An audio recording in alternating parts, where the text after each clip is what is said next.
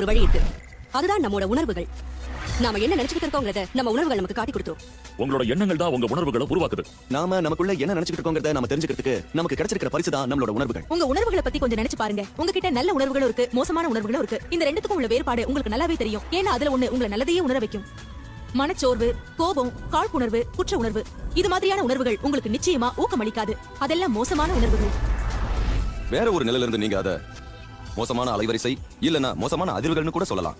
இன்னொரு பக்கம் பாத்தீங்கன்னா உங்ககிட்ட நல்ல உணர்ச்சிகளும் நல்ல உணர்வுகளும் இருக்கு. அது உங்களோட நல்ல உணர்வுகளை தூண்டுறதுனால அது ஏற்படும் போது உங்களுக்கு தெரியும். பரவசம், மகிழ்ச்சி, நன்றி உணர்வு, அன்பு, இது எல்லாத்தையும் அதுக்கு உதாரணமா சொல்லலாம். ஒவ்வொரு நாளும் இப்படியே இருந்தா எப்படி இருக்கும்னு கற்பனை பண்ணி பாருங்களேன். நல்ல உணர்வுகளை கொண்டாடும் போது நீங்க இன்னும் அதிகமான நல்ல உணர்வுகளையும் அதை ஏற்படுத்துற விஷயங்களையும் கவர்ந்து இழுக்கிறீங்க.